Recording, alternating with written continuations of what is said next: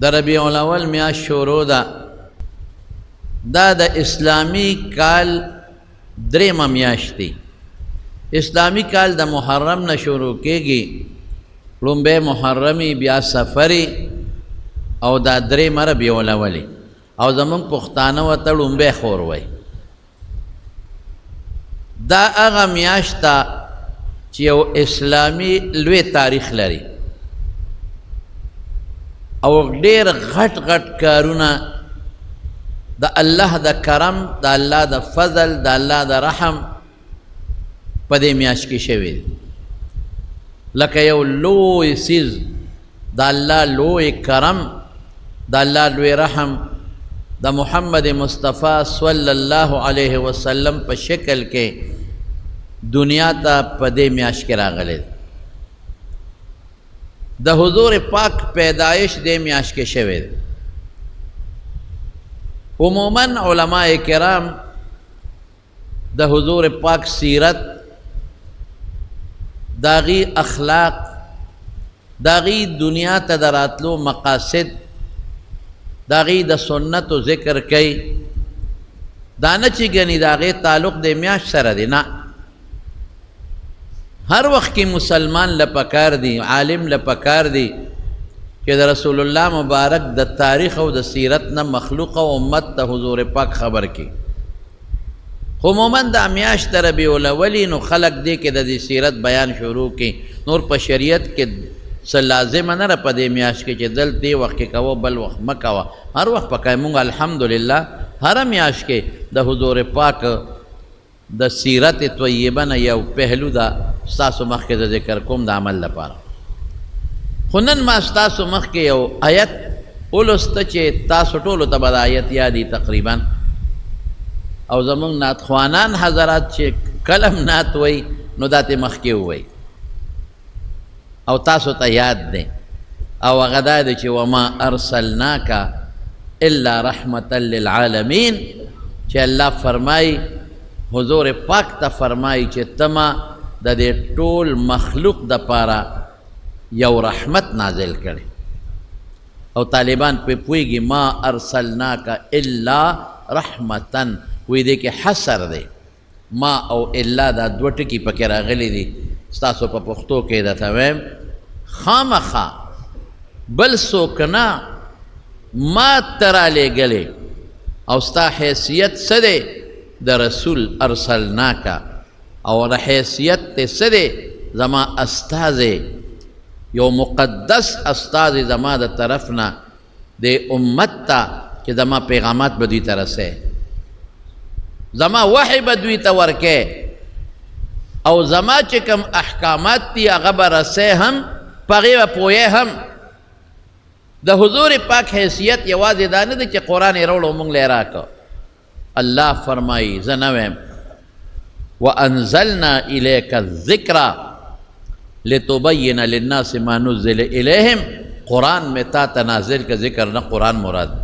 لوی نصیحت تے دا اللہ دا یاد ذریعہ دا. او څه دپاره مې نازل که دې دپاره چې د قرآن په معنا به خلق ته پوهیې. لکه د اقیم الصلاة یو لفظ دی او د هغې ټوله معنا او تشریح حضور پاک په خپلو مبارکو احادیثو او په خپلو سنتونو مونږ ته کړې ده. نو پیغمبر علیه السلام د الله مقدس استازی دی، د الله قرآن به م را رسوي. د قرآن نه علاوه د قرآن په معنا به مونږ پوهیئ، او دا معنا چې کومه مونږ پوهیئ دام د الله را طرف نه ده. الله ورته کې واچوي چې داسې وکړه. او دویم حیثیت څه دی؟ رحمت للعالمین. الله وی ما لیږلی ته د ټول مخلوق د پاره رحمت یې. دا طالبان پې پوهېږي عالم د الله نه ما سوا چې څومره مخلوق دی ټول دی، او بیا یوازې عالم د طالبان پې پوهېږي کافي و. جمع ولې راله؟ وجه شته، خو یو وجه ده چې دې کې اشارت کثرت یعنی ډیروالی دا جنسونو د انواعو ته ده چې د الله نه ما سوا مخلوق ډیر زیات دی. بری مخلوق دی، بحری مخلوق دی، هوایی مخلوق دی، سماوی مخلوق دی په اسمانونو کې په جنتونو کې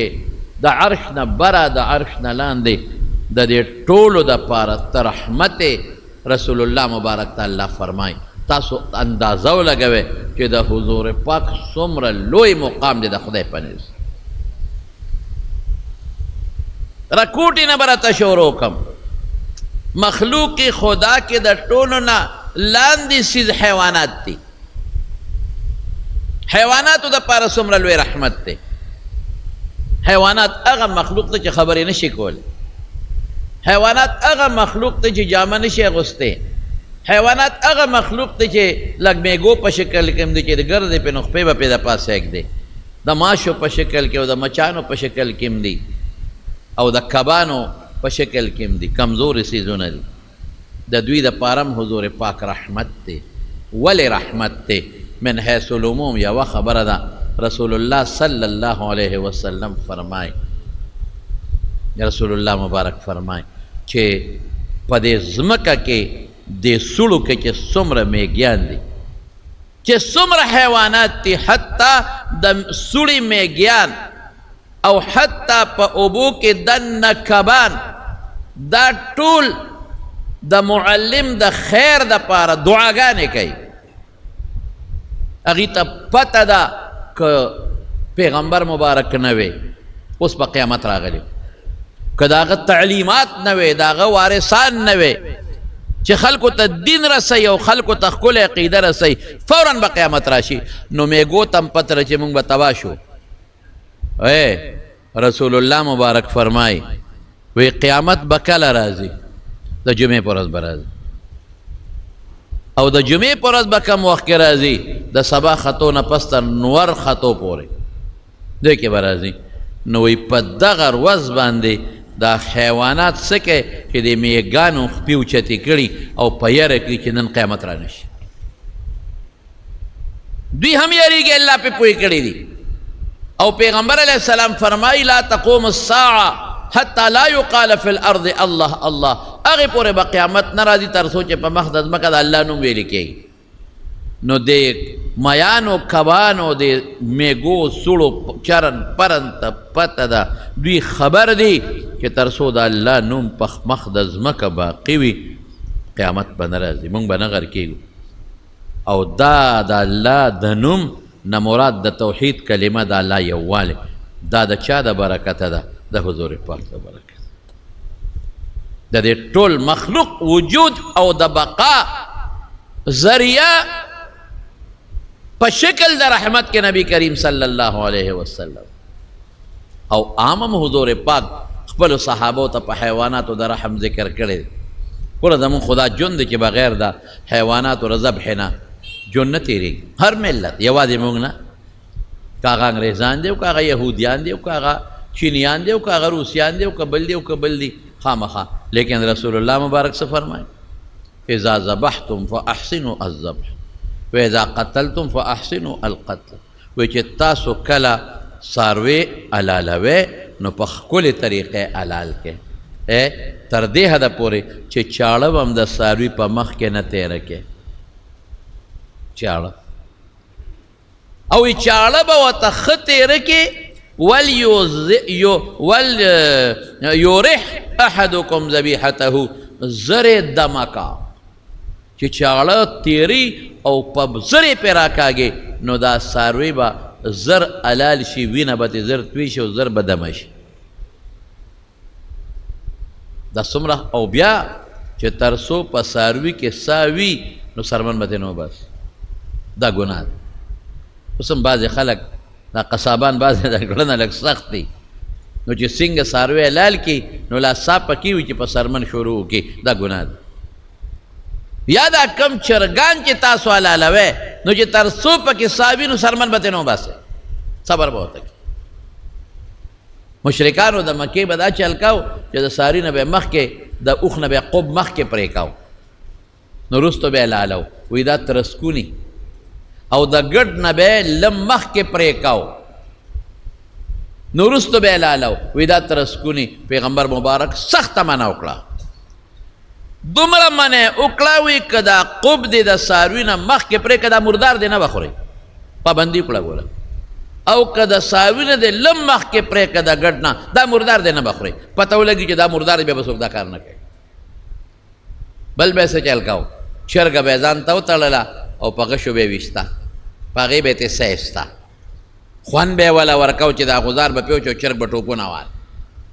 رسول الله مبارک وفرمایل دا ګناه ده بالکل به نه کوې او که په غشو باندې دی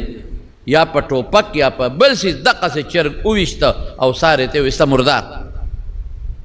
ولې مردار دی ظلم دی ګوره حکم یې جاري کو چې څوک دا ظلم نه کوي چې ورته پته ولګي چرګ مرداري کې څه به دا کار کو او چې کله قربانۍ له د څاروي واغېسته قربانۍ له او د دې څاروي په ګېډه کې بچې وي ماخله قربانۍ له ماخله ولې دا به حلال کې بچې مفتو کې ضایع شو او برباد شو او د څارو متعلق حضور پاک جماعت کې ناست دی اوښ راغی نیغ را روان دی خلکو وی منې کو وی مې منې کوې فریاد یې راوړی او اوښ چې څنګه راغی رسول الله مبارک ته نو د خپو کې سر کېښود او برغړار یې شروع کړو سترګو نه اوښ کې روانې شوې وی د دې اوښ مالک راولېده ما ته فریاد وکړو مالک یې راوسته وی ستا دې اوښ ما ته فریاد وکړو کار پې ډېر کې خوراک نه ورکې ډېر یې ستړی کې ډېر یې ستړی کې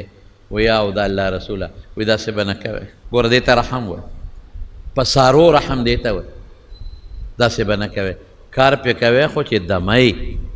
او چې ستړي شي بیا به پې کار نه کوې اوس هم ډېر خلک په دې خصوصا په دې خرو ډېر ظلم کوي او زه اوس خو ټانګې ختمې شو چنګچانې رالې او په خدای چې په خلکو او په خوا په دې اسپو ډېر ظلمونه کول او ابه د تلو نه وه غریبه ستړې به وه او چابک به یې ورته نیولې او هغه د چابک هغه تسمه څه کې په دا لرګي به یې واله اوس خو په الله رحم وکړو چنګچانې راووتې نو خلک د ټانګو نه خلاص شو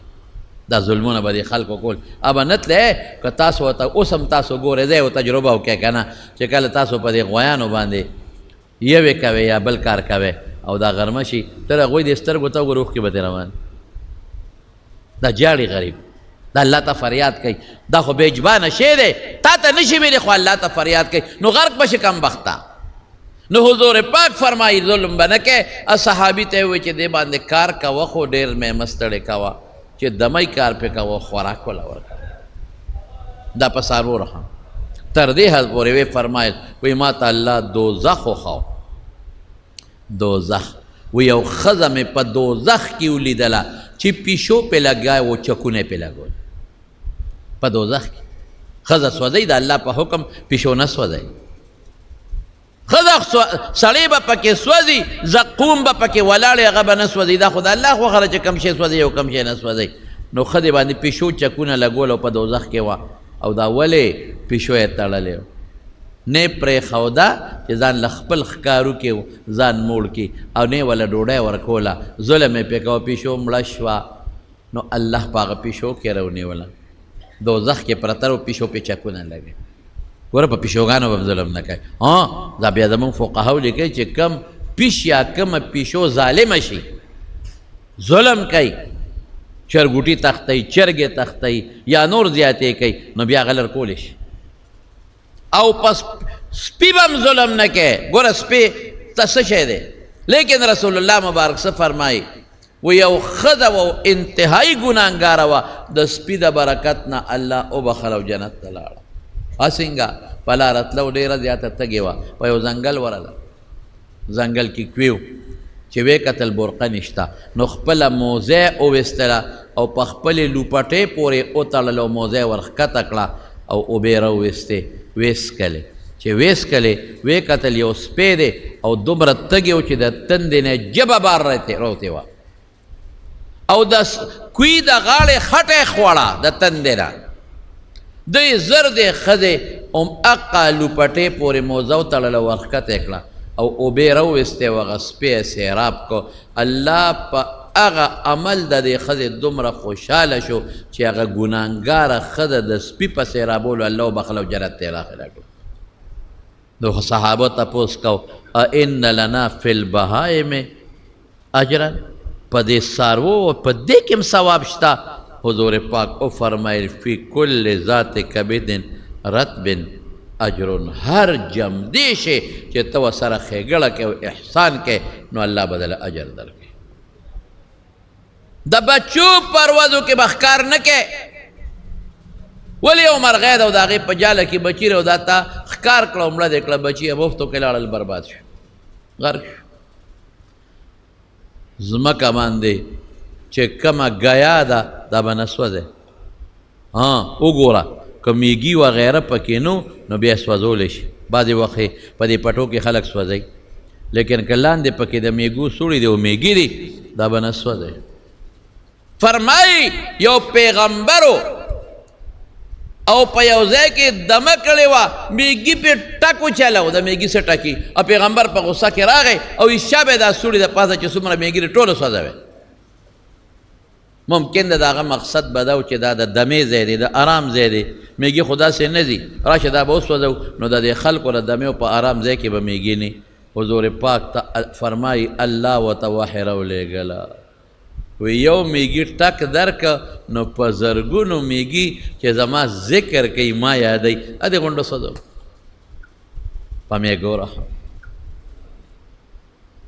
دا خو د الله ذکر کوي، ام من شیء الا یسبح بحمده ولکن لا تفقهون تسبیحهم. هر شی د الله ذکر کوي، تسبیح وایي، خو تاسو پې نه پوهېږئ، الله پې پوهېږي. ما ارسلناک الا رحمتا للعالمین. دا د حیواناتو د پاره او د څاروو د پاره د دواړو جهانو مبارک سردار رحم دی. رحم وکړئ په حیواناتو. رسول الله مبارک نها عن تحریش البهائم. څاروي به نه جنګوي، ډېر خلک یې چرګان جنګوي، او داسې مې م لیدي دي ظالمان. یو ځل په دغه ګوندلو دغه علاقه کې یو مدرسه وه، هغې کې یو کال له تللی وم، د حدیثو درس یې شروع کو نو تللی وم. په دغه علاقو کې د دې سپو د چرګانو د مړزانو د جنګولو ډېر لوی رواج دی. یقین کوه چې ما ورلم یو چرګو او د نوکانو یې پړقېدل، نو زه ورنږدې شوم، تک زیړ زیړ نوکان. هلکه مې دا څنګه چرګ دی؟ وی دی د تانبي نوکان ورته لګولي دي. خدای چې پسې لګوي. مې دا ولې؟ وی دا جنګی، دا نوکان تیره دي، دې دپاره یې ساتلي دي چې بل چرګ باندې ټونګه وي چې هغه مړ کړي، هغه زخمي کړي. چرګان خلک لګیا دی او جنګی او په هغې پیسې ګټي. مړزان خلک لګیا دی او جنګی او په هغې پیسې ګټي. سپي خلک جنګی، وینې ته بیږي، وینې. یقین وکړه یو ځای سوات ته تللی د مدین کې مې یو ځای کې شپه وه، نو موسم یخ و مې لکه زه بار سملم، وی ښه. نو سار چې مې مونځ وکړه داسې مې د سیند په غاړه واک کو، اوس هلکانو واړه او خرې جنګول. دا مې په لومبي ځل ولیدل. یا خدای پاکه، خرې داسې جنګول که د خرو جنګ تاسو نه دی لیدلی چې هغې به چکم لګاو او شا به یې کړه چې غرض به شو، بل خر خېټې له به یې دواړه پې برغې راوبرول، بل به پې چغې والو، ناګانه به یې شا کړه چې غرض شوه. ما هغه هلکان وشړل، خدای به بې خبر خره جنګ. اوښان خلک جنګوي، اوښان په دې عربو کې عموما اوښان جنګوي. هغه څنګه کوي پته راته شته؟ هغه چې یو اوښ یو بل سره په جګړه چکونه لګوي، نو ناګانه هغه یو اوښ هر یو چې تکړه شو د بل اوښ په دې مرۍ په غړانګه د خپله غړانګه کېږي، راویې پرځوي. چې راویې پرځو دا غړانګه وله لاندې کې هغه اوښ ټوپونه وایي او د پې د پاسه د خپله غړانګې یې ښودي، نه یې پرېږدي، هله یې پرېږدي چې د هغه نه سوخېږي. او په لکونو درهم او ډالر په هغې باندې انعام ګټي.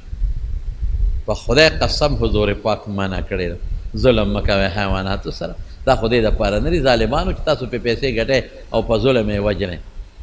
رحم دا په حیواناتو رحم شو، په غلامانو یې څونه رحم کړي. مریان، دا مریان ګورې د اسلام په اسلام کې نه دي راغلي، مخکې نه را روانه طریقه وه، او هر یو سړي سره به یو دوه غلامان او وینځې وې. اسلام بندول نشو کولی، فتنه جوړېده، نو په طریقه دا سیسټم ختمه و. نو پیغمبر مبارک فرمایي چې قسم وخورې نو کفاره یې داره چې مریی ازاد کړه. ښځې ته یو قسم زهار دی وغیرہ مریی ذات کا، دا کار وکې مریی ذات کا، دا کار وکې مریی ذات کا. مطلب یې دا و چې دا مریان ذات شي. او په خپله حضرت جویریه رضی الله تعالی عنها وینځه وه په جهاد کې د پیغمبر علیه السلام ورسېدله، نو چې په حیث د وینځې ساتله خو نوکره به په کور کې دل خدمت پې کو، وینځې به بارم ګرځېدې، هر قسمه خدمت یې کولی شو. لیکن د پیغمبر رحم ته وګوره د حضور پاک، هغې ازاده کړه، نکاح پې وتړله، ام المؤمنین یې ته جوړه کړه د مسلمانانو مور، د ټولو مسلمانانو. حضرت صفیه رضی الله تعالی عنها په خیبر کې ونیولی شو. حضرت صفیه اوهو چې گرفتاره شو، حضرت دحیه کلبی رضی الله عنه راغی، وی مال یو وینځه راکوي ښه ځان له خوښه کا.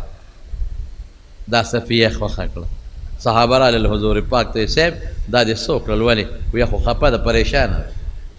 دا خو زه ستاسو د سردار دپاره مناسب یم، ځکه چې صفیه پلار د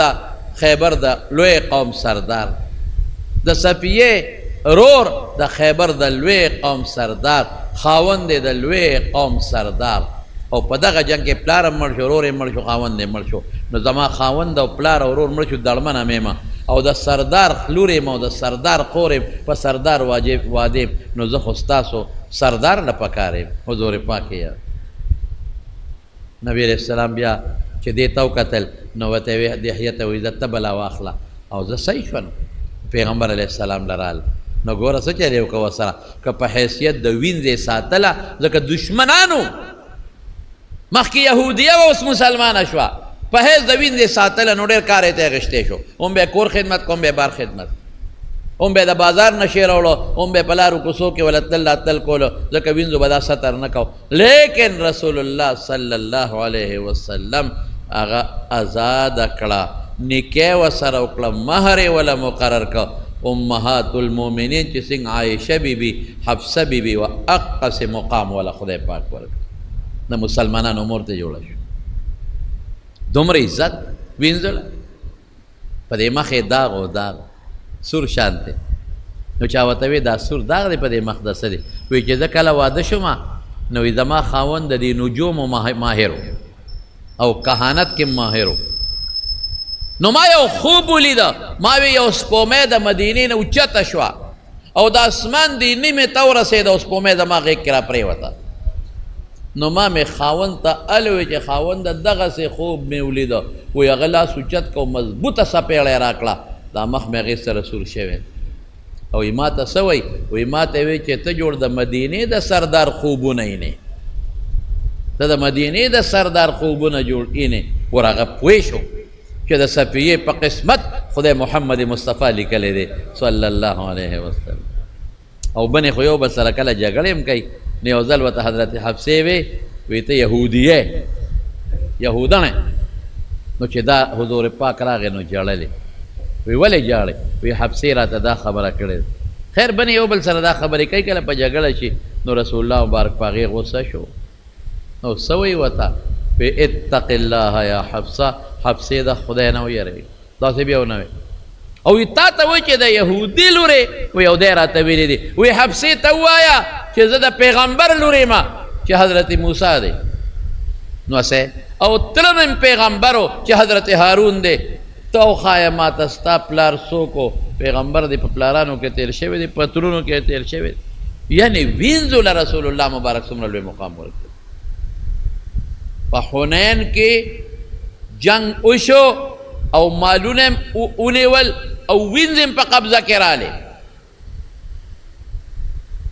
حضور پاک له یو صحابي راغی، وی صاحب په دې وینځو کې یو جینۍ ده،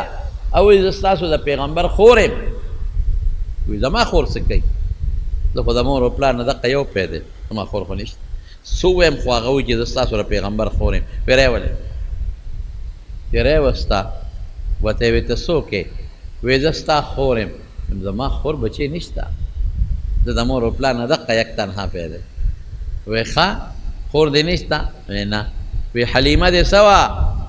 وی هغه مې رضاعي پیو والا مور وه. وی زه د هغې لور یم که، او شیما مې نوم دی. نو ستا خور نه شو؟ او نخره ته وخیم وی ما ورته لوبې کولې ته ماشوم مې مونږ کره د ما د مور پیدې خوړل نو ما ورته به لوبې کولې بار ته ماشوم یو زه ماشوم وم وی دی لاس ته مې وګورې یو ځل مې د سره سروانې وکړه نو تا را باندې چک ولګو نو ستا د غاښونو مبارکو داغ اوس هم زما په دې لاس پروت دی نو حضور پاک وژړل هغه زړې خبرې ور یادې شي سترګو مبارکې کې اوښکې راغلې صحابو ته وی ګوره دا وینځې غلامان خو د ټولو شریک دی وایي که خوښه مې دا جینۍ دا زما رضاعي خور ده ما د دې د مور پیس کلی دی د ماشوم دوی کره مې 2 کاله څه د پاسه وخت تیر کړی دی دا مې زما ستاسو د پیغمبر خور ده نو ازادوی نه ګوره رحم دې ته حالانکه یو وینځه او په بلو پیسو خرڅېدله صحابو کمال ته ګوره د پیغمبر نه چې کم پیغمبر کې چې کم رحم و صحابه کرامو کې مغه رحم راغلی هغې څه کوي د هغې شیما د وجې نه د هغې د قوم د بنو سعد څومره چې غلامان او وینځې په سوونو غونډې آزاد کړل الله ما ارسلناک الا رحمتا للعالمین داسې پیغمبر څومره رحم اړه کې رحم وجود رحم خولې د رحم لاس کې رحم خپو کې رحم یو خبره ده صحابو ته دا زده کړي دي لیکن رحماء بینهم اشداء علی الکفار رحماء بینهم په کافرو سختو بیا او د هغې به زه یو مثال دله درکمه ښه رحمدل ډاکټر دی ښه رحمدل یو سرجن دی او ډېر رحمدل دی او هغه له تا پلار بوته او د هغه پلار ګوته باندې کینسر دی دغه ډاکټر څه وایي وایي دا ګوته به پرې کوو که دا نه پرې کوې نو دا ورو دا کینسر خپې ته دی بیا د خپې نه ټول وجود ته دی نو 2-3 میاشتې کې به پلار مړی نو څه به کوو نو هغه زوی ورته وایي ډاکټر صاحب چې وجود یې ژوند یې بچ کېږي نو دا ګوته دې پرې کړه نو هلکه پرې کوي که نه پرې کوي اپریشن وشو چې نور وجود بچ شي د دې کافرانو مثال د کینسر والا ګوتې دی کینسر دی دا کینسر نو رحم به په دې نورو مسلمانانو کې په کائناتو به کې په اونو به کې په بوټو به کې په دې نور وجود چې رحم کې نو د کینسر ګوته به پرې کې په دې نور وجود چې رحم کې د کینسر اندام به پرې کې نو په دې ټولو مسلمانانو کائناتو اونو بوټو مارغانو چې رحم کې په فرشتو په دې ټولو چې رحم کې نو دا کینسر چې کافران دي دا به لر کې بیا دا کینسر دی ولې که دا د لر نه کړل او دا کفر ورو زیات شو قیامت به راشي چې قیامت راغی اونیم لاړې تباه شوې میږیم تباه شو چرن پرن هم تباه شو او په دریاب کې کبان هم تباه شو او فرشتې هم لاړې اسمانونو ځمکې هم لاړې دا کینسر دی کینسر به لر کې هغې سره هم الله پاک پیغمبر ته ګوره رحم ته وی په جنگ کې که ښځه د دشمنې نه به وجنې که ټوپک ورسره بیا وجلی شي خو که ټوپک ورسره نو ښځې د کافرو به نه وجنې بوډاګان به هم نه وجنې الله د دشمن بوډا که ټوپک بیا وجلی شي او د دشمن مذهبي مشران مولایان به هم نه وجنې که ټوپک ورسره نو بیا وجلی شي ساجي به په کافرو رحم او بیا هم څه وایي وایي که جزیه درکول او ټکس یې درکاو ټیکس دا چې ستا د مسلمانانو طاقت منم بس نو پرېږده بیا مې مه وجنه ټیکس درکوي جزیه درکوي ستا د حکومت چې کوم قانون دی هغه مني غږ به م ورته نه کوې بیا څه وایي بذلوا اموالهم لتكون دماؤهم كدمائنا واموالهم كاموالنا چې ټیکس درکوي او ستا د قانون مني نو د هغې مال ستا د مال په شانتې شو او د هغې وینه ستا د وینې په شانتې شوه غږ به نه کوي دا په کافر رحم شو که نه شي غږ به م ورته نه بیا هغوی که خپل عبادت خانه جوړی غږ به م ورته نه کوي که په خپل عبادت خانه کې خپل عبادت کوي غږ به م ورته نه کوي خیر و خلاص دې ته سیبه رحم وایي مونږ د رسول الله مبارک امتیان یو اسی رښتیا ویب زمونږ پړه کې شته یو بل سره رحم نه نه نه پیغمبر په کافر رحم وکړه بوډا یې مه وجنه ته خو بوډا نه پېژنې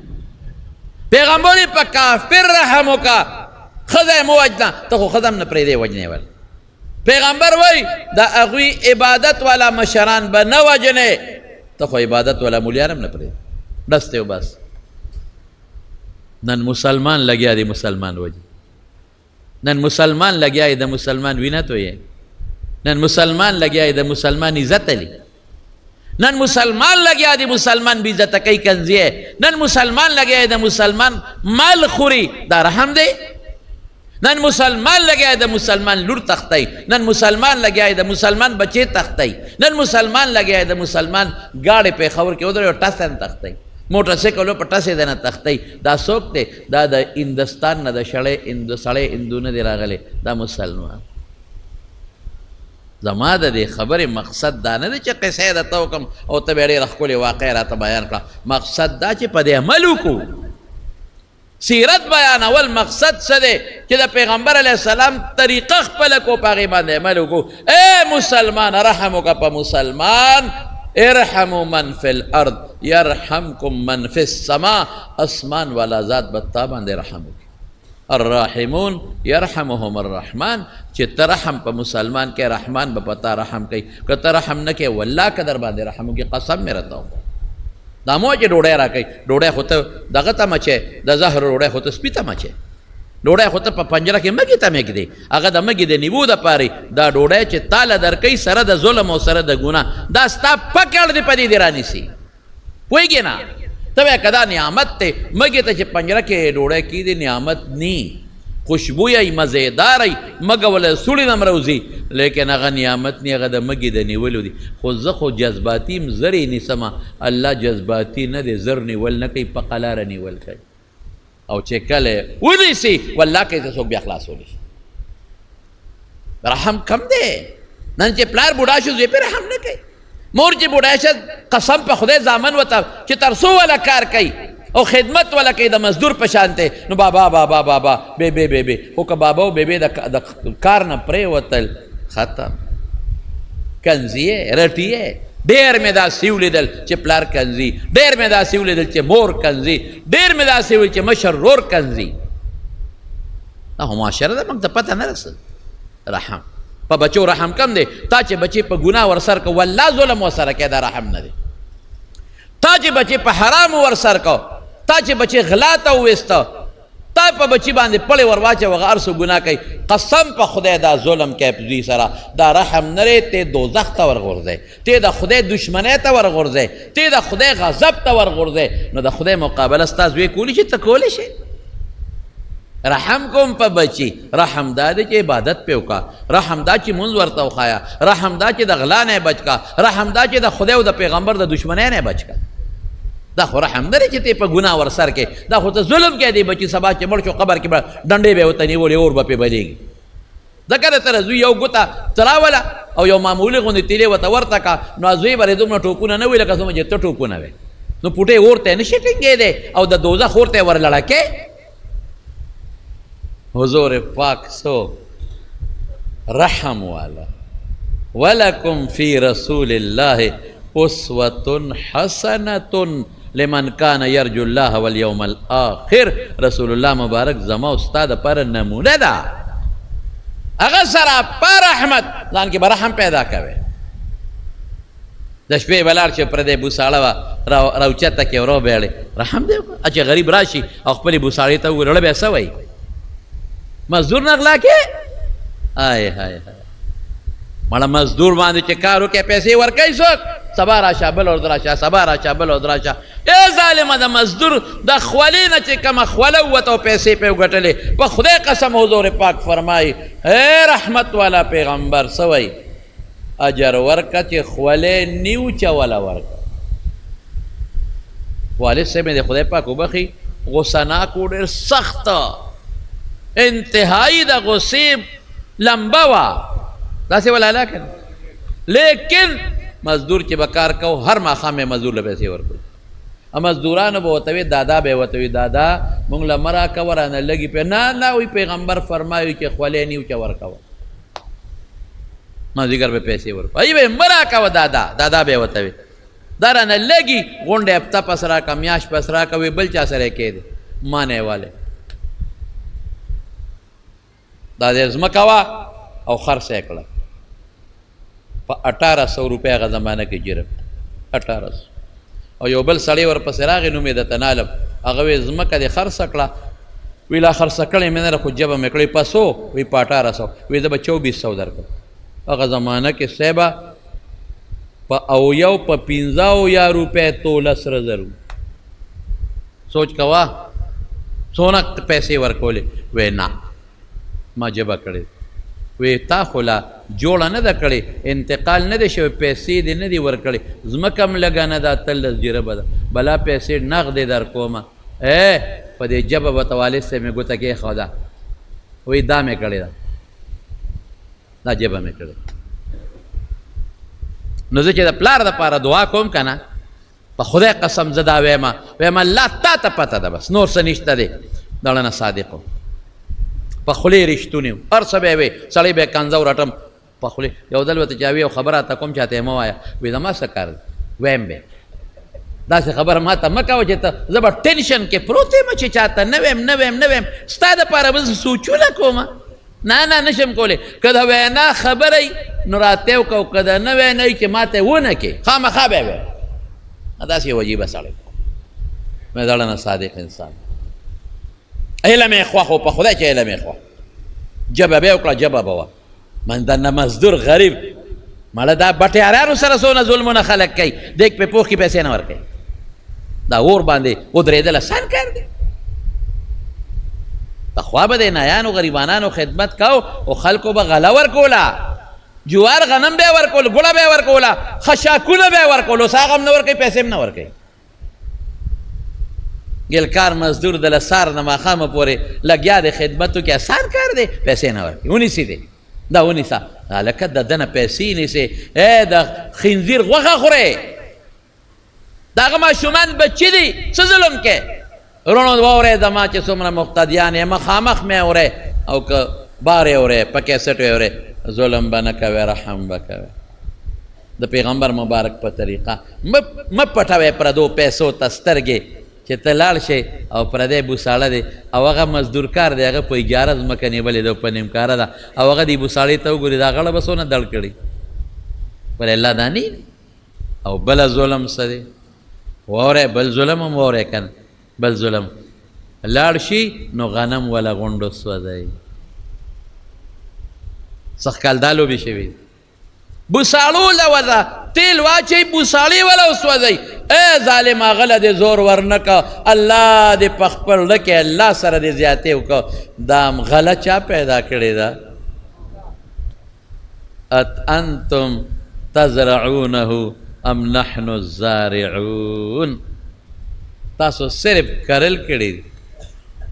او زرغونتیا الله کړې ده نو د مخلوق غله دې وسوځوله نو تا به خدای دې غلې پسې ړون نه کړي تا دا څاروک یو بوس وسوځول نو تا به خدای ړون نه کړي دا د رسول الله مبارک د رحم خبرې دې دپاره دي چې موږ ته عبرت والو موږ ته فایده والو نو د دواړو جهانو مبارک سردار په غلامانو په وینځو هم رحم کړی دی چې دوه رونه دې واغېستل غلامان او ماشومان دي دا به د یو بل نه بیلی حضرت علی له رسول الله مبارک یو 2 لکان ورکړي غلامانو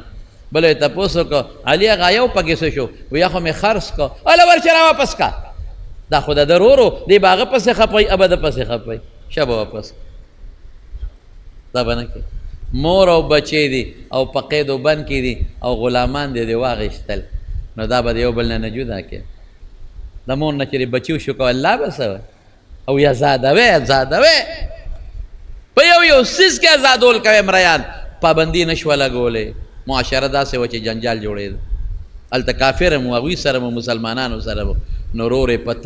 طریقه دا شی ختمه څنګه چې د آزاد کې شابه آزاد کې چې یو غلام د آزاد که حضور پاک څه فرمایي د هغه ټول اندامونه تا آزاد کړل ستا ټول اندامونه به الله د جهنم د اور نه آزاد کړي حتی د هغه خاص اندام هم تا آزاد که نو ستا خاص اندام باندې چې څومره ګناهونه کړي دي اب هم خدای آزاد کړي دا ترغیبات وما أرسلناك إلا رحمة للعالمين. وقال عز وجل وما كان الله ليعذبهم وأنت فيهم وما كان الله معذبهم وهم يستغفرون.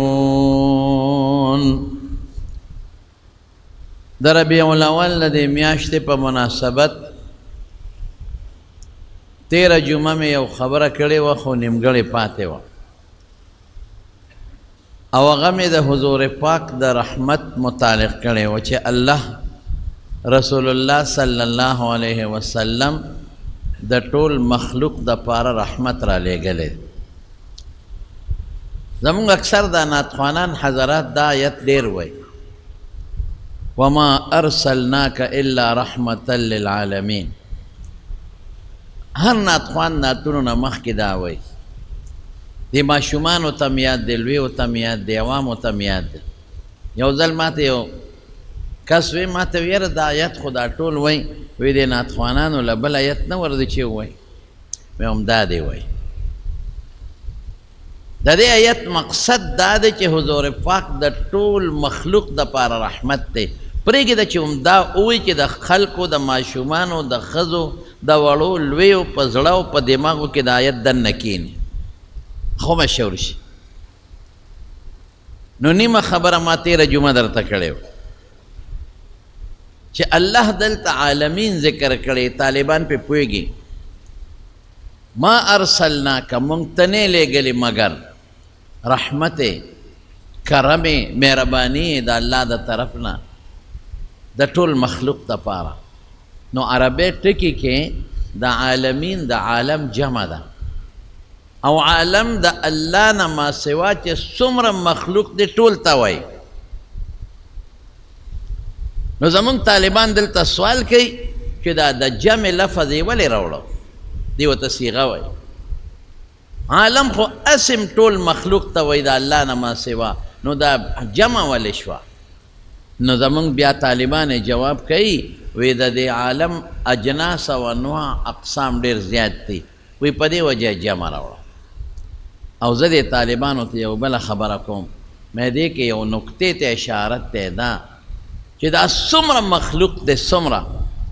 کاغه ځمکه ده، کاغه نباتات دي، بوټي کا جمادات دي، کاڼي کویلا، کاغه د دریاب حیوانات دي، کاغه د هوا مارغان دي، کاغه په د اسمانونو ځمکه کې فرشتي دي که پیریان دي، هر څومره چې دي ژوند پکې شته او که پکې نشته، دا ټول مخلوق دپاره خو رحمت دی چې د الله څومره پیدا کړي دي او پیدا کوي. خو که د دې نه علاوه چېرته خدای پاک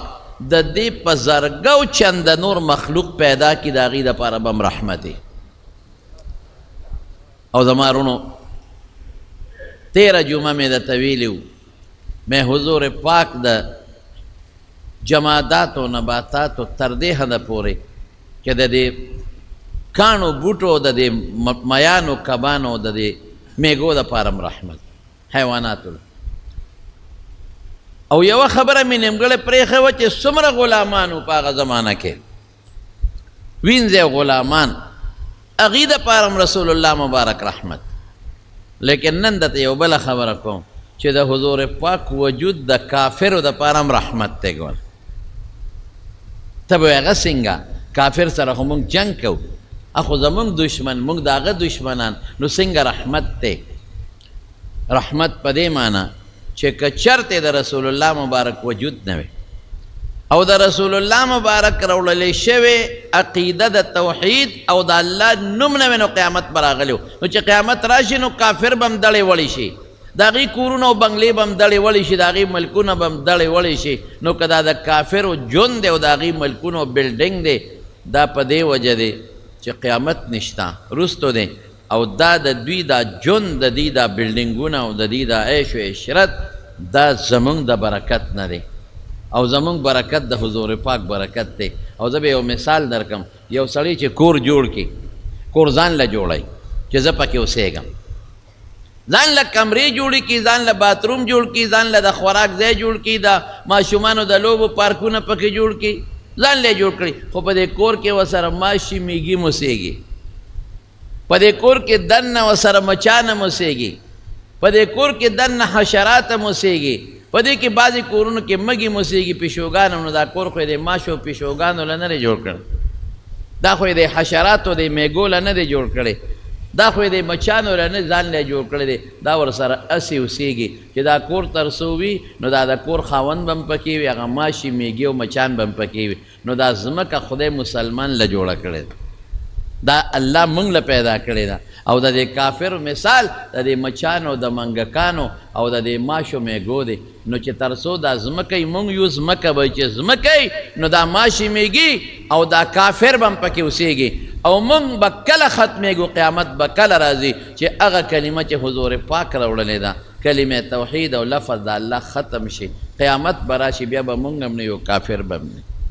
او ظاهرین دلې یو څو مثاله درکړم. صحابه روانو، ګورئ د پیغمبر مبارک رحم ته وګورئ، یو کافر و د یمن، هغه عمرې له ته د ډېر لوی قوم سردار و، سمامه نوم و، سمامه ابن وصال.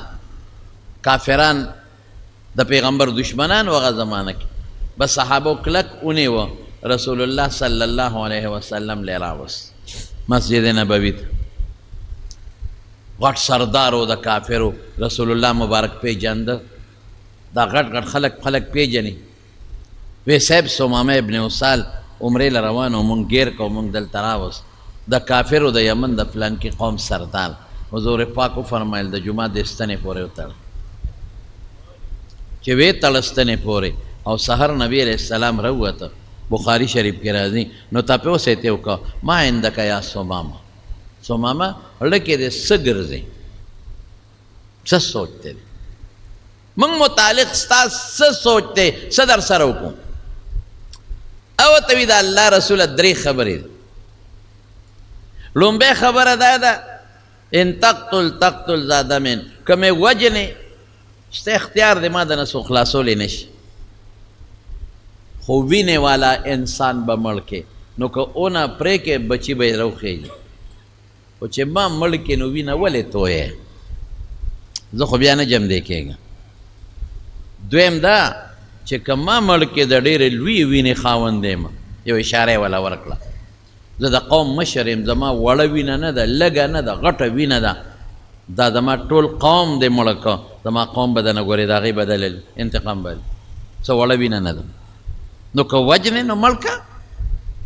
وینه به توی کې، څه تاله به څه په ګوتو راشي، او ډېره غټه وینه به توی کې، زما قوم به د سره بیا دشمني کوي، زما بدل به نه. او که چرته مال غواړې ما پرېږدې، وایه څومره چې مال دې پکاري، زه به قوم ته ویم مال بدله درکړي، ما آزاد کړه. او که رحم را باندې کې او پرېږدې مې، نو بس په ډېر لوی سړي به رحم وکړې. زه د قوم سردار یم چې زه دې پرېښوم، زه دې آزاد کړم، لکه زما ټول قوم دې آزاد کړي، په ما دې رحم وکړه لکه چې زما په ټول قوم دې رحم کړي، زه به دې ټول عمر شکر ګزار یم زما قوم. حضور پاک مبارک وته اسم ونه وی، نه هاو کړل نه ناړو، جواب یې ورنه کړی، روخیار شخصیت لاړ. مطلب یې دا و چې پرېږدې یو 3 ورځې دې جومات کې دې تړلي چې دا قرآن ووري، دا معجزات وویني، دا صحابه وویني، دوی سره ناسته لږه غوندې وکړي، د صحابه و اخلاق وویني، زما خوی وویني. لږ زمونږ ماحول کې یو څو ورځې تېرې کې د دې ماحول اثر به پده کېږي که خیر انشاءالله. بهترین مجلس ته مونږ خو ځکه وایو چې د خپل بچي ښه مجلس ته ولېږئ، ګورې مه کوئ، د دیندارو سره کېنوئ، د ښه ماحول کې کېنوئ، ښه مجلس کې کېنوئ، دا مه لر کوئ د ښه ماحول. سار له بیا پې رسول الله صلی الله علیه وسلم راغی، او بیا ورته ما عندک یا سمامه، سمامه له کې دې څه دي؟ وی صاحب هغه پرونه 3 خبرې، خو هغه هم پوه شو چې داسې معلومیږي لکه چې وجنې مې نه، نو پرونه یې د مرګ خبره مخکې کړې وه، دې د لی وروسته کړه. وی صاحب که چرته مال غواړئ ووایه چې څومره دې پکاري، زه به قوم ته سوال جواب وکړم، مال بدله درکړي. اوس هم نن سبا خلک دې مال له خلک تښتئ. که مې وجلې نو پرونه خبره ده، او که مې پرېږدې نو ما پرونه خبره ده. اسې ورته ونه وی حضور پاک په 3 ورځ پې بیا راغی، بیا ورته فرمایي وی ما عندک یا ثمامه وړه کې دې څه پراته دي وی صاحب همغه درې خبرې دي مې وجنې وینه به توی کې څه چل به وشي اسې ولې وینه توی وغله لوی انسان وینه به توی کې ټول قوم دشمني ته د سره جوړېږي او که مال غواړي چې څومره غواړي او که مې اسې پرېږدې نو غټ احسان من به دې شم حضور پاک رحم ته ګوره دشمنو د لوی قوم دغلته یې وجلی شو دې قومونو د پیغمبر مبارک صحابو سره ډېر بد کړي دي لیکن حضور پاک وفرمایل اطلقوا ثمامه پرېږدې خوشې کې ځه خیراتي مې پرېښود دشمن چې چاله په ګوتو ورشي داسې دشمن چې تا سره په میدان کې او په محاذ کې پروتي او تا ته نقصان ستا ملګرو ته رسوي څوک یې پرېږدي لیکن حضور پاک رحم ته وګوره اطلقوا ثمامه پرېږدي خوشې پرېښو چې لاړ د جومات نه بار یو باغ ته هلته یو لمبل او د لمبلو نه پس راغی حضور پاک مبارک مسجد نبوي کې ناست دی او په جومات را دننه شو او کېناست رسول الله مبارک ته د الله رسوله ما ته ایمان وښایه ما ته کلمه شهادت وښایه زه مسلمانېږم حضور پاک ورته کلمه شهادت وښوله الله مسلمان د رحم اثر کې وجلې او څه چل به شي کې ته مال اخیستې وې فدیه بیا به خلکو څه وې پروپیګنډې به کولې اوهو دا خلک پیسو له اغوا کوي اوهو پیسو دپاره خلک کینای اوهو دا مال یې خوښ دی لیکن د پیغمبر مبارک احسان او رحم سره هغه الله مسلمان که او دا ګورې قبایلي خلکو مخکې ایمان تړه شوی خو داسې نه وې بیا به خلکو وې د زور د مخه مسلمان شو تړلی یو چې کولو شو د خپل ړه مالک شو نو راغی ایمان یې راوړه او بیا څه وایي حضور پاک ته وی د الله رسوله وی د نن نه مخکې ستا مخ زما ډېر بدي شو زما په زړه کې چې ته نفرت و د بل مخ نه نو ستا د مخ نه ستا ملګري زما ډېر بدي شو داسې ناخوښه خلک زما بل نو لکه ستا ملګري چې وو ستا کلي مې بدي شو په ټولو کلو کې ستا د کلي نه خراب د نفرت او د بغض کلی زما پړه کې بل نو وی نن الله اکبر ستا د مخ نه محبوب شخصیت ما ته بل نشته ستا د ملګرو نه محبوب ملګري ما ته نور نشته او ستا د کلي او د ښار نه خوښ کلی او محبوب ښار او کلی ما ته بل نشته دی او لاړ وی ما خو د عمرې نیت کړی څه وکړم وی لاړ شه عمره دې وکړه مسلمان شو او تاریخ کې رستو راځي چې رده د برکت نه رده د یمن ټول قوم الله مسلمانان کړل دا ولې دا د رحم د وجه دا د حضور پاک الله لېږلی دی لدی د پیغمبر مبارک صفت رحم دی رحم رحم رحم رحم رحم نن زمونږ مسلمان په بار ملکونو کې او د کافرانو په ملکونو کې په یو غلط رخ باندې یادېږي مسلمان کې رحم نشته دا سخت دی دا شرمخ دی دا زمری دی دا فلانکی دی فلانکی دی نه د مسلمان پیغمبر په زړه کې چې کم رحم و دومره رحم په مخلوق کې په بل چا کې نه چې روان شو او مکې ته ورسېد نو هلته پروپیګنډه ځکه سړی لوی سړی و د مکې کافران ته خبر شوي و چې ثمامه خو مسلمان شوی دی نو هغوی ورته صحابي شوی چې دین به چا د پلار نیکه پرېښود او بل ته ولاړ هغه ته به یې صحابي وي هغه څه وایي وایي نه ما صبوت ما صحابي نیمه لبیدینه نیمه ما د رسول الله صلی الله علیه وسلم مرګرتیا وکړه ما اسلام و ایمان قبول کړی او ما ته ګورې سترګې رابرغې نه کې ای د مکې خلکو ځکه چې مکې ته به غله ټوله د ده د قوم نه راتله تجارتي به وه خو مکه کې خپل غنم غله نه کېده ټوله به د یمامې نه راتله د ده د قوم نه به راتله وی ګورې پام کوئ کشو نه کې اوس به زما د کلي او د وطن نه تاسو له غله اله راځي چې محمد مصطفی حکم وکړي صلی الله علیه او که هغه اډر نه کړی یو دانه به هم دله نه راځي دومره لکه الله محبت او مینه پیدا کړي دا د حضور پاک رحم دی سیک دا اکثر یو خبره کوم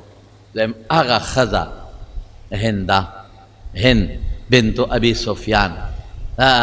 هند بنت عتبه د ابو سفیان زوجته ابي سفیان هند چې د عتبه لور ده او د ابو سفیان بیبي ده چې هغې په احد کې څومره زبردسته د کافرانو دپاره یو کارنامه کړې او نورې به یې پرېږدو د حضرت حمزه د حضور پاک تر سید الشهدا سره چې هغې څه کړي دي نو تاریخ چې لیکي نو هم سترګو نه به دی د اوښکو په دی وینې بهږي چې حضرت حمزه د وحشي په لاس یې شهید کړ وحشي ابن حرب حمزه وی روان دی تو بخاری کې راځي او ډېر بهادر دی او داسې په بهادرۍ جنګېږي چې څوک ورته مخامخ ودرېدی نه شي او زه ورته د یو تیږې شاته پټ شوم یو وړنې ځګی وه راسره خو چې زما مخکې تېرېده وایي ما په هغې وویشت او په دې نامه ولګېد شاته تې نیزه ووته ما پسې ګواښ وکړه خو نیزه تې شاته وتې پرېوت وحشي ابن حرب د لاسه شهید شو او دا اسد الغابه کې شته دا هندراله او بیا د دې حضرت حمزه نه پوزه پرې کړه سترګې یې تې وویست غوږونه یې تې پرې کړل شونډې یې تې پرې کړې نور هم ورسره ظلم و سینې وله وشلوله او د سینې نه یې زړه راوویست او په هغې یې چکونه ولګول او د سینې نه اینه راوویسته او په هغې یې چکونه ولګول وایي دا تیروم خو تېرې نه شو الټه یې کړل او د دې د پاسه دا ظلم وکړه چې د حضرت حمزه رضی الله عنه اندامونه یې راواغېشتل دا پوزه او دا غوږونه دې نه امیل جوړ کړه دی تار کې واچو او دی غاړه کې واچو او ګډېده به څومره ظلم څوک دی حضرت حمزه د حضور پاک تر سید الشهدا چې رسول الله مبارک ته پته ولګېدله نو حضور پاک وفرمایل اوهو ما خو د دوی مړو سره دا چل نه دی کړی دوی چې زما تره سره وکړه اړه مې غواړي چې دا تره خښ نه کم چې په دې میدان یې پرېږدم چې د غوښې دا مارغان او دا حیوانات وخوري چې د قیامت پر ورځ خلک د قبرونو نه پاسي زما د تره غوښې د حیواناتو او د مارغانو د ججورو نه روزي او الله ته ودرېږي خو که دې نه ښخوم سبا به خلک خپل مړي نه ښخوي شهیدان به نه ښخوي وایي پیغمبر خپل تره نه ښخ کړی موږ هم نه ښخو نو ځکه یې ښخوم او چې حضرت صفیه خور وه د حضور پاک ترور هغې ته پته ولګېده نو را روانه وه نو حضرت زبیر بهادر پهلوان دی د پیغمبر مبارک د ترور زوی دی د دې صفیه خو زوی دی ورشه زبیر وي مور دې منې که د رسول الله مبارک دا خیال و چې ښځې خو پړه کمزوري او که دې ورور ته یې وکتل چې نه یې پوزه شته نه سترګې نه غوږونه نه شونډې او دا سینې شلېدلې ده او د هغې نه زړه لکه د قصابې چې یو څاروي ټک ټوک کي په سرمن دغسې پروت دی څه چل پې ونه شي نو زبیر پهلوانو بهادر جنګ کې ورته څوک ودرېدی نه شو او چې سنګ ورغې او یې مورې ودرېږه ورته ودرېده هغه دومره زور کې وه چې د زبیر له دیکه ورکړه هلته یې غورځاو وایي ما د خپل رور نه منې کې حمزه نه ته خوشه زبیر آواز ورکړه وایي مور رسول الله مبارک فرمایي چې منې کا نیغه ودرېده الله اکبر یا دومره زور کې ده چې زوی له دیکه ورکوي پهلوان زوی هلته غورځوي خو چې د پیغمبر نوم یې واورېد نیغه ودرېد صحابو کې د حضور پاک تابعداري په ښځو نرو کې وی ورشه زما رواره ته ووایه چې ستا کم سوچ ته هغه نشته زه خبر یم د خپل رور نه ما ته پته ده چې هغه ټک ټوک دی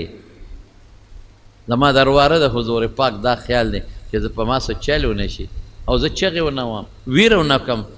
فریاد ونه کړم نه نه نه نه زه یو مقصد له راغلی یم زما رواره ته ووایه زه خپل رور حمزه له مبارکي ورکوم مبارکباد ورکوم چې رورې مبارک دې شه مبارک دې شه رورې مرګ به یو تل راته خو مبارک دې شه چې تا د الله په لار کې د خپلو اندامونو او د خپلې پوزې او د سترګو هدیه دې پیش کړه او د الله په لار کې ځان دې ټک ټوک کړه زه به خپل رور له مبارکباد ورکوم دومره حضور پاک خپا مخلوق خدا ډېر ظلم شوی د حضرت حمزه سره د وحشي د لاسه او د هندې د لاس وحشي ابن حرب او بیا ګډېده دا یو چیلنج دی مسلمانانو له چې ستاسو د پیغمبر تر سره مې دا چل وکړه راشه میل مې کړل د هغه اندامونه که تپوس رانه کولی شی لیکن حضور پاک څومره خفه څومره دومره خفه دی چې دغه وحشي ابن حرب چې کله مکه فتح شوه نو دی وتښتېده طایف ته و ایمان ته مې اړو شو مې څنګه به لاړ شم ما چې څه کړي دي هغه خو عرش لیدلی دي خو کائناتو لیدلی دي زما جرم خو قابل معافي نه دی چې معاف شمه. نو چا ورته وی استازو ته حضور پاک څه نه وایي، استازي کې دي تم ورسره لاړ شه. وی استازو کې لاړم، چې لاړم او رسول الله مبارک ته مخامخ شوم. وی بس فوراً خو مکه کې پاتې شو. وحشي پیژندې چې مخامخ شوم، انت وحشي، الکه ته وحشي؟ ما وی او نعم وحشي. انت قتلت حمزه، حمزه تا وجلې دی؟ چې کومې خبره نه یریدم حقه خبره راته، حمزه تا وجلې؟ زما تر دې کې دننه ډېره لویه فلسفه ده چې تا وجلې دي، څه شوي دي زما تره سره؟ زما د تره نه خو د قصابې د ټک ټک وجود جوړ شوی دی، ستا د برکت نه تا وجلې دی. اوس خدایه که ویم چې او نو غټه بېادبي ده، که ویم چې نه نو دروغ هم دي منیم نه. ما وی قد کان من الامر ما بلغکا، حضرت چې څه خبره در رسېدلې ده ټیک در رسېدلې. اوس دا قابل معافي نه وه، قابل معافي نه وه. لیکن حضور پاک ورته وحشي څنګه راغلی؟ وی د الله رسوله ایمان ته میړه کېږي، معاف بشم. جرم خو زما هغه دی چې کائناتو لیدلی دی، بل چا سره هم نه، ستا تره سره. معاف بشم او یوازې دا جرم نه، الله رسوله ما ډېر مړی کړي دي، ما زناکاری کړي، ما بدعملی، ما دا ګناهونه کړي، معاف بشم. حضور پاک او فرمایل او که ایمان دې د زړه نه راوړو معافې، زه دیم بخم، زما رب دیم بخي، ایمان نه زما ترم قربان، ایمان نه زما د تره غوښې او ټوکړې قربان. مقصد دا شو د ایمان نه زما هر څه قربان. خو بچی یو کار به کې، هل تستطیع ان تغیب وجهک مني، دا طاقت ته شته چې دا مخ مانه یو طرف ته کې ستا مخ ته ګورم د حمزه مخ را یادېږي، ستا سترګو ته ګورم د حضرت حمزه او ښکلې سترګې یادېږي، ستا پوزې ته ګورم د خپل تره پوزه یادېږي، او ستا د غوږونو ته ګورم شونډو ته د خپل تره پرې کړی اندامونه یادېږي. بس دا یو خبره ده بچې، د الله رسول دا شرط قبول دی بلکل. لاړ دغه زمانه کې یو کافرو مسیلمة الکذاب د پیغمبرۍ دعوه کړې وه. حضرت حمزه حضرت وحشي څه وایي؟ وی ما وی چې بدل د حمزه به خلاصوم، معاف خو شومه خو بدل به خلاصوم. لوی مسلمان د پیغمبر لوی محبوب مې وجلی دی، د پیغمبر غټ دشمن به وجنم. په یهودیانو عیسایانو مشرکانو ورنغې، په چا ورنغې؟ په مسیلمة الکذاب، کم چې د حضور پاک د ختم نبوت ډاکو او اقا مسیلمة الکذاب سره جنگ شروع، اقا نیزګۍ را سره وه، په هغې مې وویسته او رسا په دې نامو لګېد په دا سینه او مردار شو، اړه مې جمع شو جمع. که یو خوا مې د حضور پاک تره وجلی دی غټ محبوب، بل خوا مې وله غټ دشمن مړ کړ مسیلمة الکذاب، چې د حضور پاک نه پس یې د پیغمبرۍ دعوه کړو. غټ ډاکو د ختم نبوت د پیغمبر دشمن دا غټ ډاکو امې مړ کړ، لر ختم. لیکن حضور پاک هغه وحشي وبخه.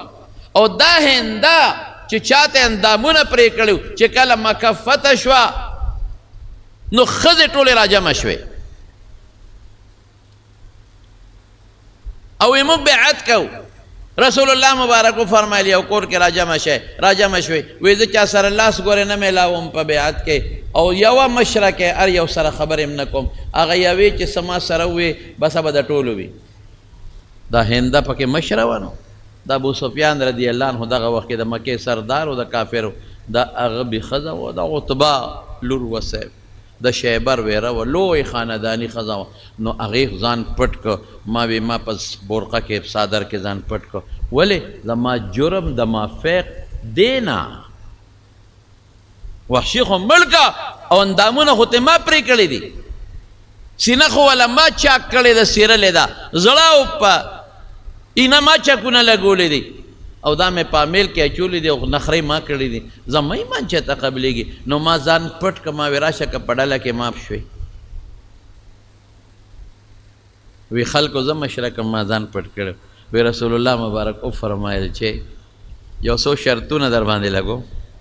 په دې ټولو ښځو. یو دا شرک به نه کوي. شرک خطرناک مرض دی. الله دې موږ وساتي. وی موږ وی چې بالکل موږ یو الله منو او شرک نه کوو. دې بوتانو موږ له سر راکړل بالکل منظور. دویم شرط دا چې زنا به نه کوي. دا هنده ورته څه وایي؟ وی دا ستا قوم دی. دا چې ناست دي دا څه اخوا دیخوا خلک نه دی، څه مولی ټیپر مونږ چې ورته وایو. دا ستا قوم دی، شریف قوم. دا شرط مه لګوه د شریف قوم لوڼه خویندې زناکارۍ خو نه کوي. ګوره بادره ښځه حضور پاک حیران دی اسین ښځه ده هم را سره بیعت کوي ایمان راوړي هم رټ جواب راکوي. بیا ورته څه وایي؟ وی بچي به نه وژنې ځکه دې به لوڼه ښه او ورته څه وایي؟ وایي نه نه نه، وایي موږ بچي نه وژنو، موږ واړه لوی کړل تا راله په جنګونو کې مړه کړل. دا شرط هم منظور. خدای داسې ښځه هم ایمان راوړم جواب راکوي. بیا ورته وایي وایي غلا به نه کوي. دا ښځه اکثر کور کې د خاوند نه څه چې پټوي او پټې خرڅوي. آینده ورته څه وایي؟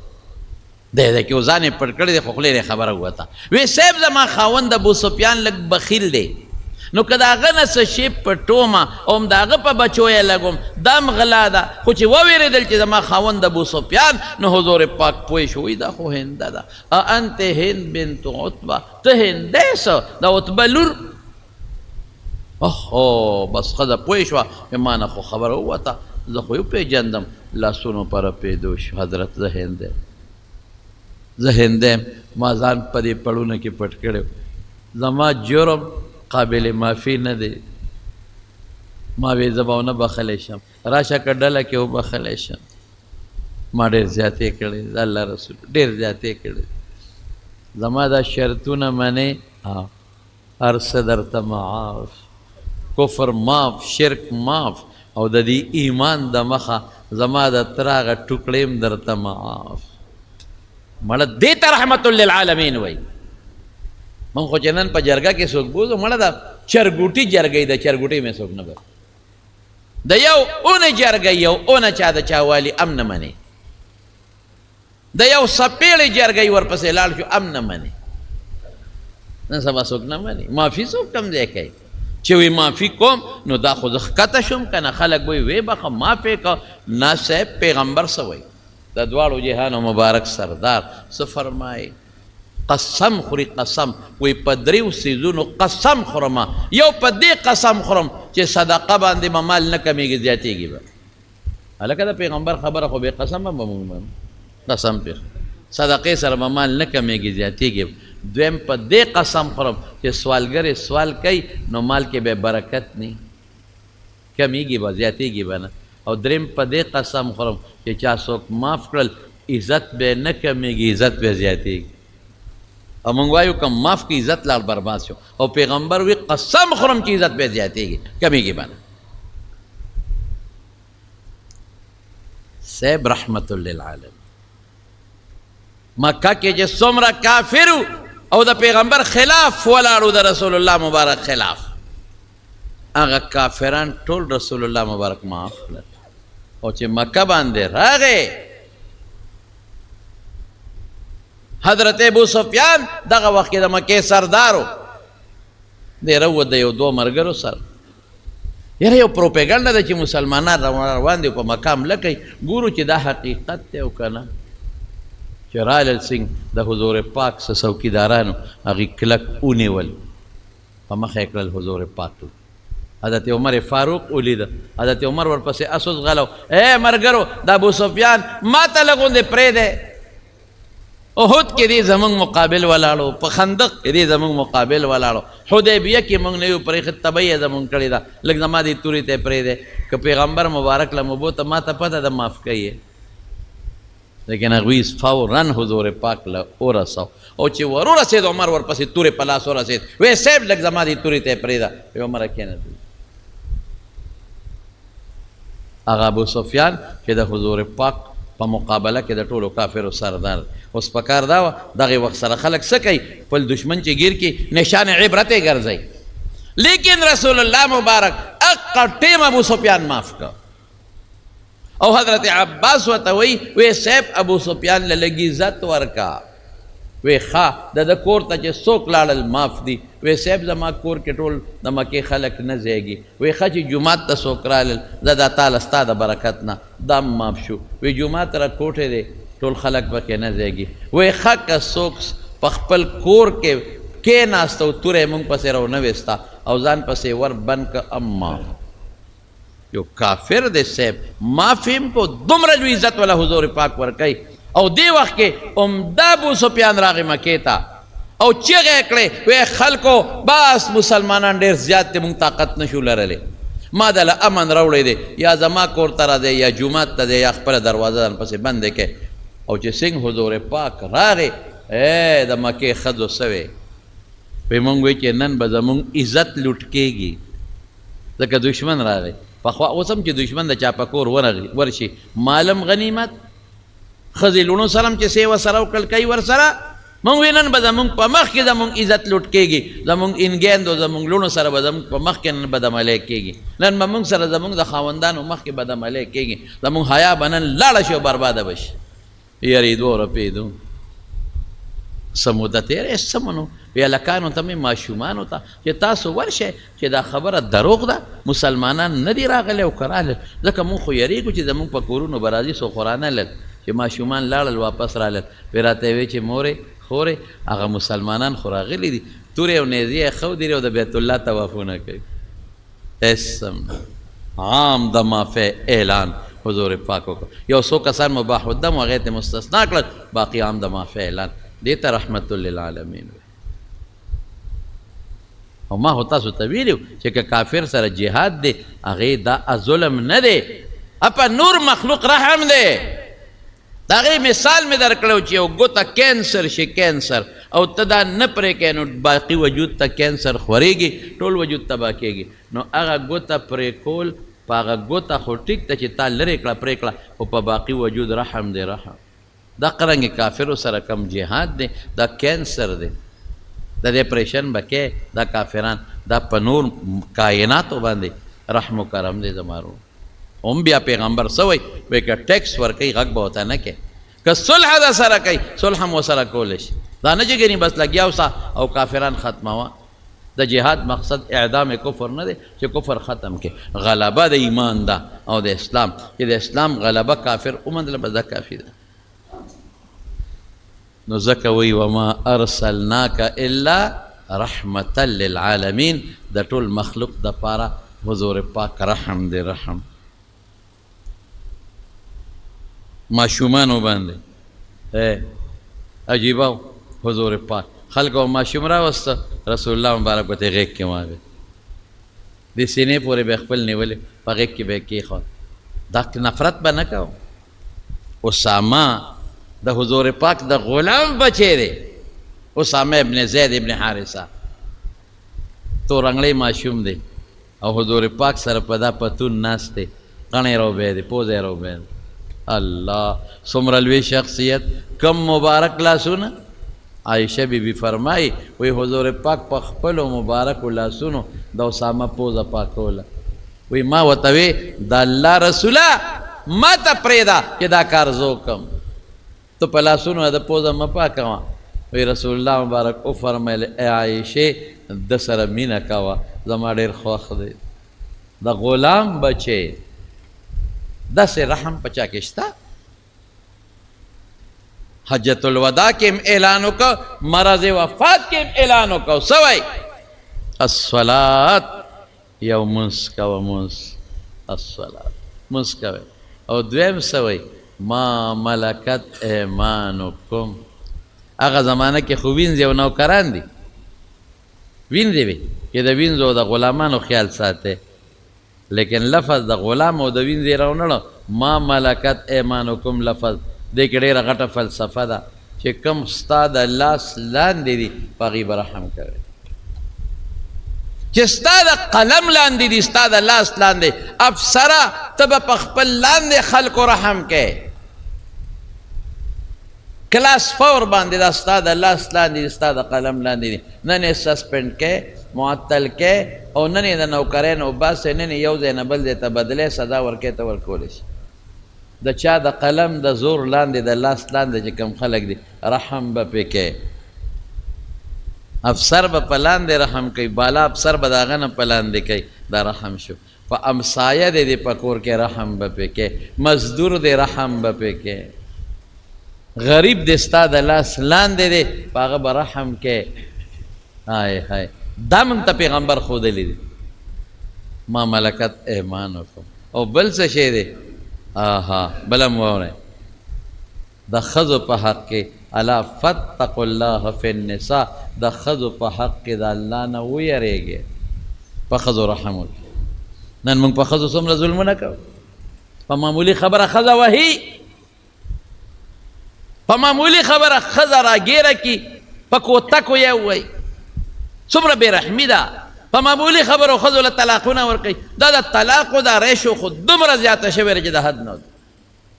مړه روزانه دوه درې کسان څوک راځي او څوک ټلیفونونه کوي یاره دا چل مې کوه ښځې له مې طلاق ورکړی څه به کوو یا ته خدای باندې غوسه راشي ای ظالمانو ولې طلاق ورکوې ستا خور له چې څوک ورکړي ته خور لور نه لرې ته خفه کېږې که نه ستا لور له چې څوک ورکړي په کور درته کښېنې خفه کېږې که نه نو بدبخته ده همده چا لور خور ده که نه ولې ظلم کې یعنی یو زنانه راته په ټیلیفون داسې په سلګو جړل که نه چې زما د سترګو نه په غایبانه اوښکې وبهیولې ما ته وي خاوند نه له طلاق راکړه سره د بچو د کوره وویستمه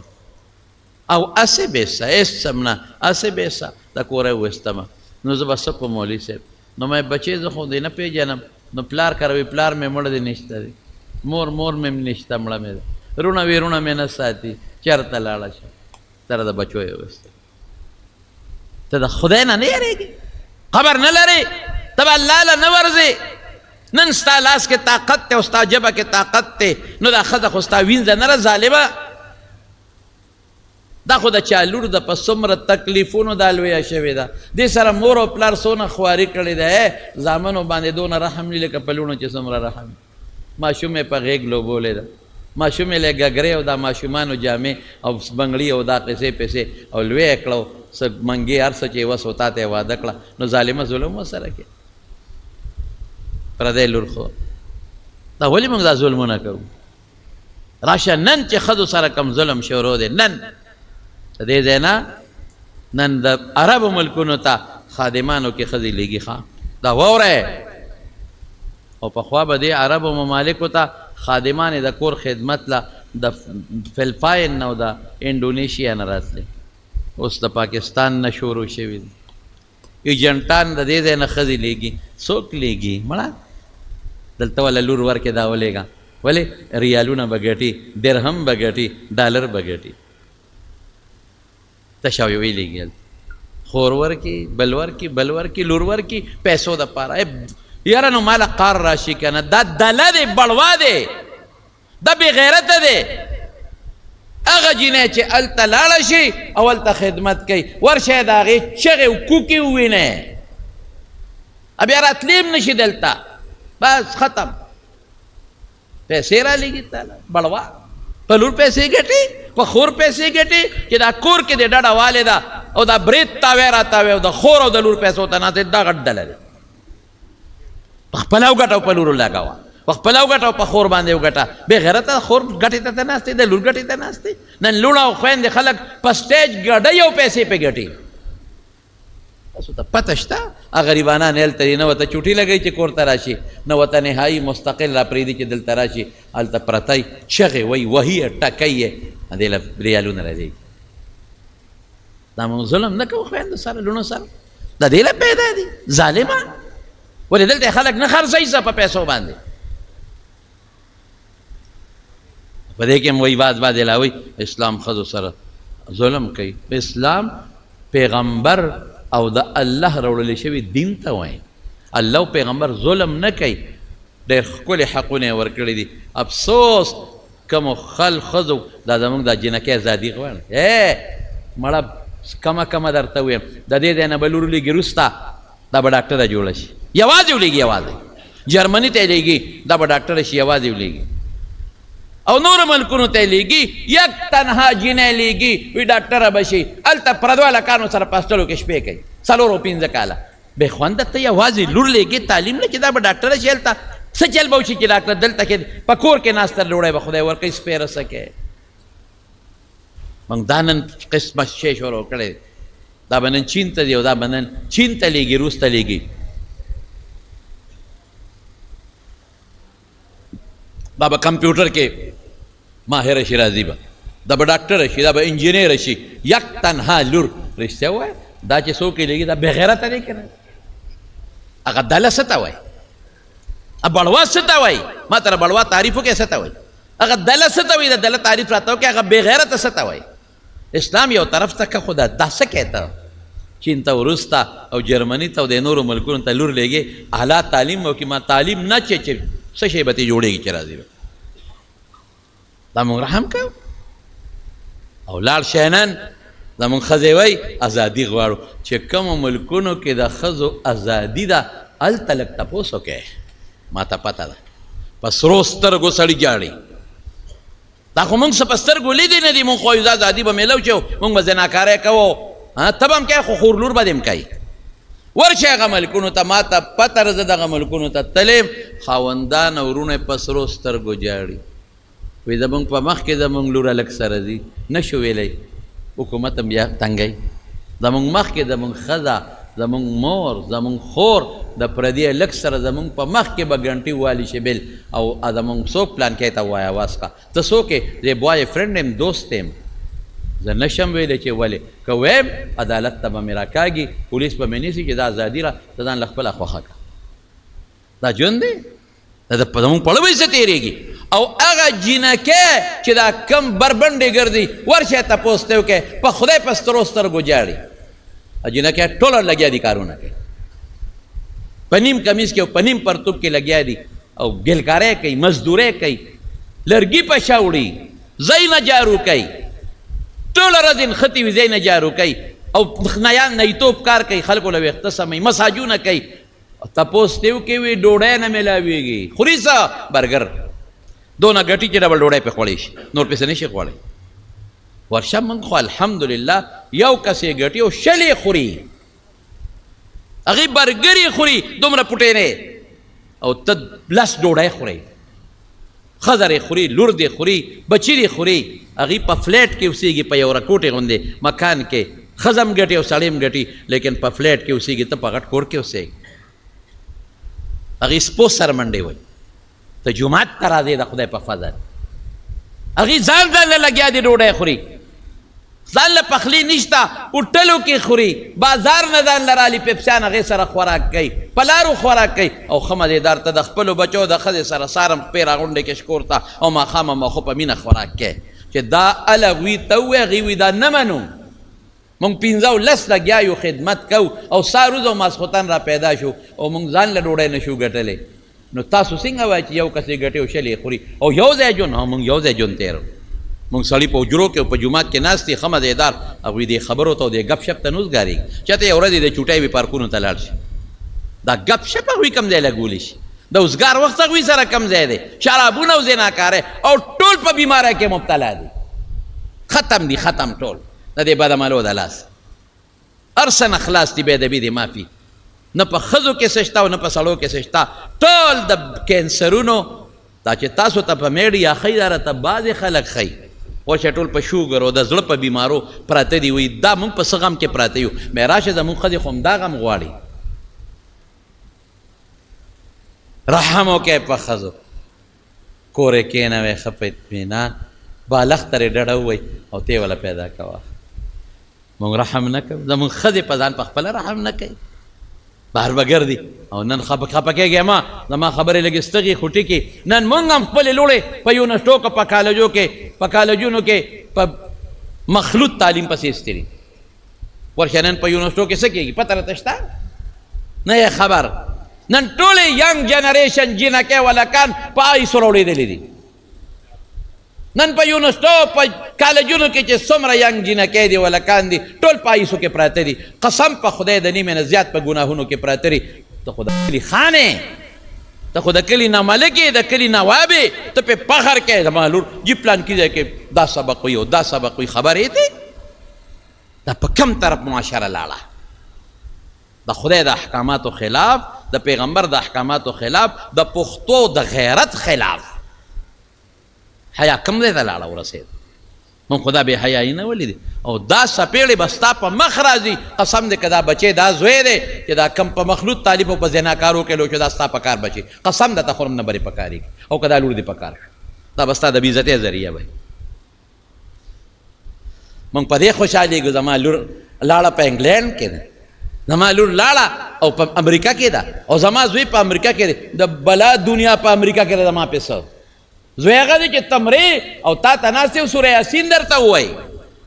زوی هغه دی چې تا نه ساه خېږي او زه نه ده لو تړي زوی هغه دی چې تا ولمبوي زوی هغه دی چې تا قبر ته کوز کړي زوی هغه دی چې تا ته دعاګانې وکړي او صدقه در پسې وکړي زوی دا نه دی چې ته دلته مرې او هغه په لندن او په امریکا کې ناست وي خښوی زه نشم در رسېدی دا بلا بچي هلته پراته دي